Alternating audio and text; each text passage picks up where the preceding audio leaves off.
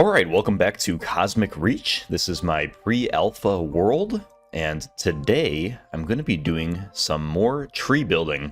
Now, last time I left off, and I just placed a bunch of coconuts all over the place to grow these trees, and they weren't growing even after about an hour. And I found out quickly that the reason they're not growing is because you actually need a block of dirt, or sand, or grass, or something like that under each and every one of the logs. So as you can see, I just have one block of dirt beneath every single one of these.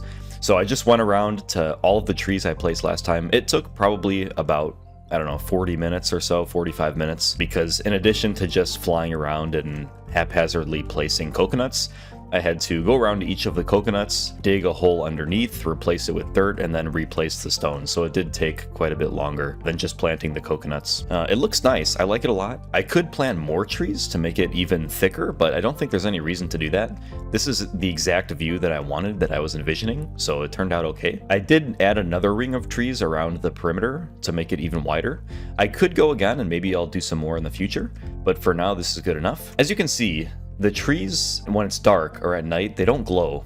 There's no light outside of my base, and I thought I would change that. So back when I had trees in the snowy area, I actually lit them up. I put lights inside the tops of the trees, all different colors, and it looked kind of trippy, kind of cool. It was just too much to place in one small area. So now that they're very spread out and they're all over the place, I can have a good excuse for being able to light up this entire lunar surface area, at least intermittently where the trees are, with different colors. Or I could do like white lights or a consistent light pattern, maybe one that matches the observatory. Because I'm using all the different colors though, it's gonna take a little bit longer, because obviously you can't fit all of these colors into your hotbar in your inventory.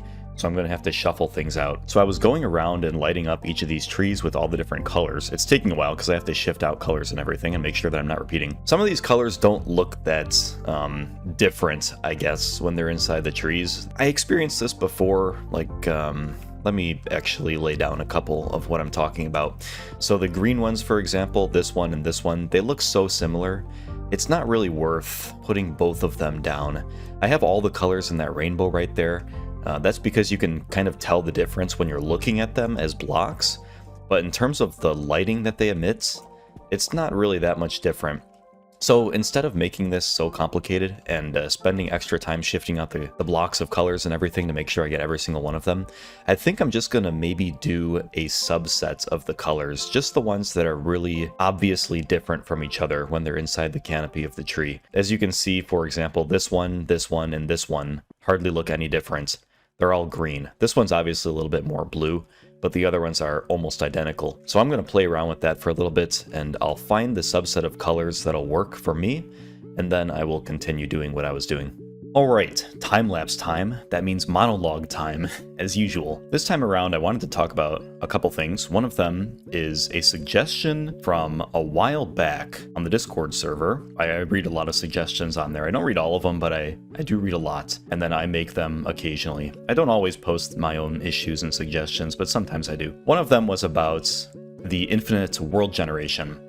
And the suggestion was that instead of making it infinite, have it wrap around. If you fly to one end of the world, I guess, then it would wrap around to the other side. And I think this is a very, very good idea. And the reason why I think it's better than infinite is because when you have an infinite world, the world kind of loses some value. Because if you mess something up or you destroy an area, you can always move somewhere else. So it takes some of the value out of that particular area.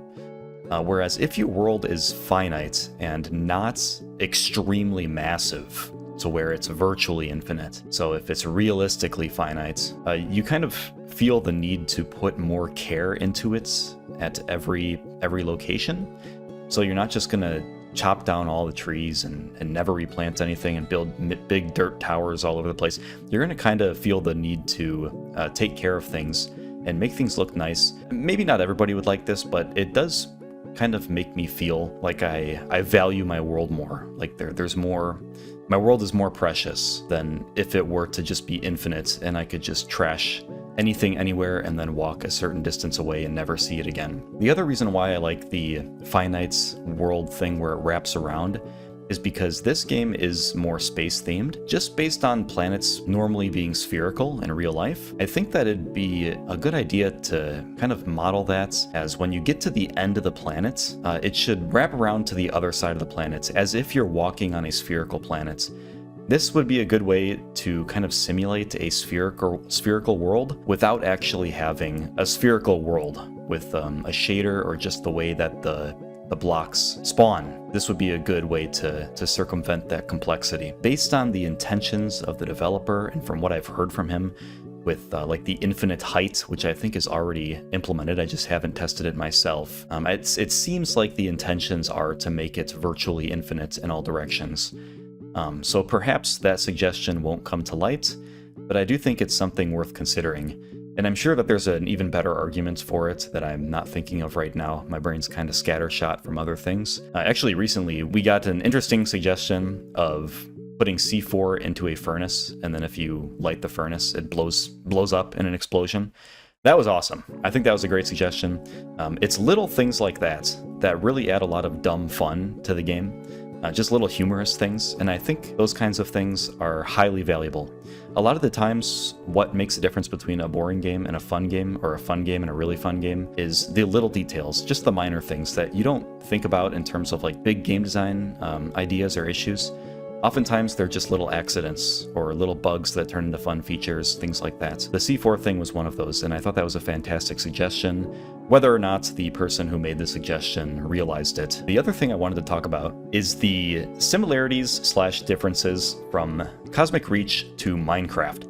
So I've had many comments on my YouTube videos, both lately and then also in the past, and then also on the Discord server, etc., of people complaining that they're seeing this game and its development as being way too close to just another Minecraft clone, but just a shittier version, and space-themed, I guess. When people say that, I can't really argue against it, because it's kind of true. It is just kind of a shittier version of Minecraft, but space-themed. I think that's exactly right in its current state. It isn't pre-alpha, and I say that every time, and people, I think most people understand that things change, and new features are added and the direction changes and stuff like that.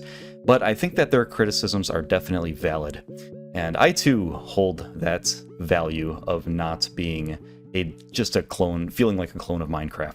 So one thing people are criticizing, for example, is the crafting system, and then the furnace, just all the different UIs and the inventory and all that stuff. The general look of things and the mechanics of smelting, and then blah, blah, blah, blah, and you know what I'm talking about. And the tools, like the typical pickaxe, axe, shovel, that kind of thing with their abilities. That's in a lot of games, but it does feel particularly similar to Minecraft. But I think that's definitely a valid criticism, and I also hope that it doesn't become too similar to Minecraft. I hope that it really veers off in its own direction. I know that there's going to be more of a story. Hopefully you'll be able to like travel to different planets and things like that. But I think there are some core game mechanics that really need to make something of themselves and take on their own identity. I do recognize, though, that in the early stages, it is probably going to feel more like an existing game, just because you have to get the base mechanics down. You just need to get something up and running that works. It doesn't need to have its own identity right away. It can take on its own identity later.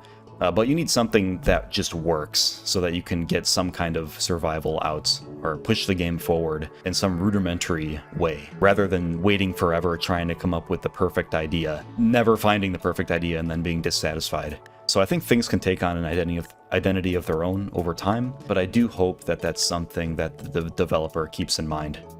Oh, all right, here we are, back. All of the trees are lit up.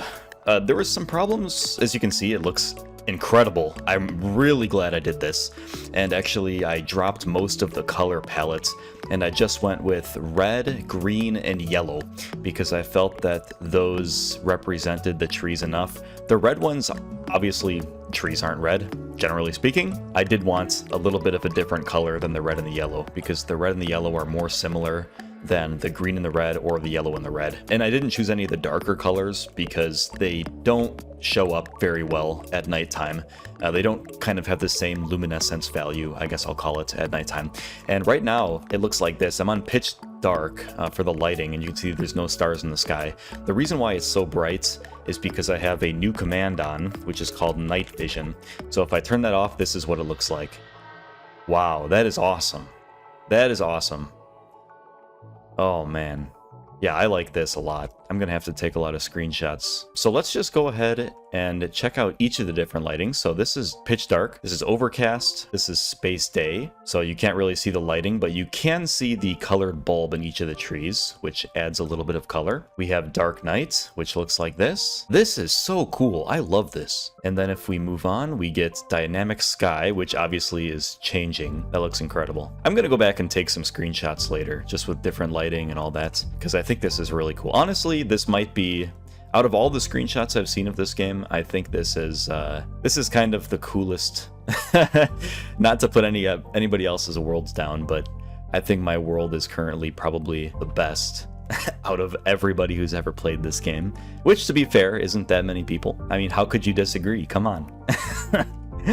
So let's switch over to Earth Day. This is what it looks like. Pretty plain. We have orange sky. This lighting I'm not a huge fan of. I'm not sure when I would ever use this lighting. Maybe in a case of, I don't know, it looks like aliens are gonna come down or something. And then we have the dark night again. And then we will take a run all the way around and just see how it looks from all the different angles. Very, very cool. I think I started talking about this earlier, but I may have interrupted myself.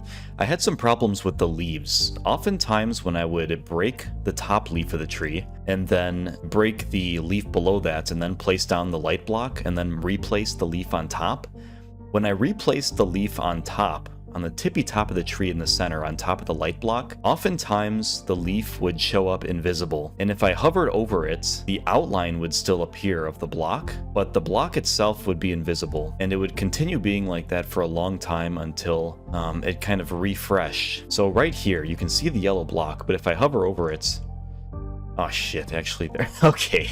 There actually wasn't a leaf block there.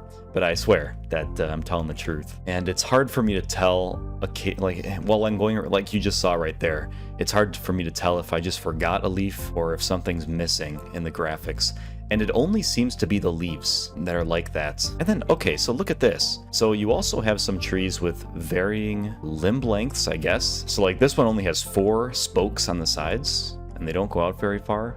Whereas this one is like a star or a snowflake. But then you get some of these ones they're uneven. So they have some small spokes and they have some larger spokes. I don't know if that's intentional. I don't think that's a good idea. Like, for example, this one has 2, 2, 2, and then it only has 1. I was wondering if there's just a leaf that's invisible. So I don't think that's a good idea. Although it adds a little bit of variety, I think the trees themselves should just be, or at least the top of the trees, should just be one kind of pattern. I'm a fan of variety, but I'm a fan of variety as the entire tree. For example, variety as in that's a certain type of tree right there with the 4 spokes, and then that's a certain type of tree right there with the 8 spokes. And then we can add more trees as well in the future that are like that. Varying the leaf lengths, I don't think is a good idea. Especially, you can think of someone trying to grow a tree farm, or just kind of plant trees around their base. They might plant one and it grows and then the leaves are off and it doesn't look good. And it's just a little bit inconsistent if you're trying to build something nice. Whereas if you have variety just in how many spokes there are, but it's consistent, like for example, look at this one right here. That doesn't look as good because it's inconsistent on just one of the corners, and then I guess this side as well is missing. So I don't know if that's a bug or if that was intentionally programmed in. It doesn't happen too often, so that's kind of what makes me think it might be a bug. What I'm trying to say is that the leaves definitely have their issues. Not terrible issues, but they do have issues nonetheless. And if we just walk on our path, this is what it looks like now. So I think that this whole tree thing was the best idea I've had on this world. It looks fantastic, and I think this is something that I'll continue doing. Like, look at how lively this place is now. Before it was just the lunar surface and my few builds, and now it feels like we just have so much all over the place. It makes me actually want to go out there and build more structures. So in the last episode I was saying how I just have a plan for a few more structures, and one of them is even underground. But now with all these trees that are colored, it makes me want to go out there and just walk around, and it makes me actually want to play the game more, basically. It makes me want to launch the game and play and build things out there. So I think this was a fantastic idea. I think I'm going to continue doing this once survival mode comes out and I update to a new world. Then I think I'll probably be doing the same thing, and I think this will be a recurring design in the future for whatever worlds I decide to play on. So really nice. Man, yeah, just walking around here. This was a very good idea. It didn't take too much time. So placing the coconuts probably took about 25 minutes to 30 minutes, and then placing the dirt probably took about 45 to 50 minutes, and then placing all the light blocks took me about an hour. And I think showing off the sprouting of all these trees and adding all the lights really made an impact on this world. I think the quality of this world just went way up from this build. So really happy about it. As you can see, we're walking up. It's nighttime, we're looking out. You can see all the trees, and obviously I could build more coconuts outward. Right now I'm on a render distance of 24 chunks, which is kind of my standard. Also before, this thing right here was kind of the most colorful. It really stuck out, and I needed something to kind of tame it a little bit. And with all these colors out here, I think that did a good job. All right, I think that's everything. So thank you very much for watching.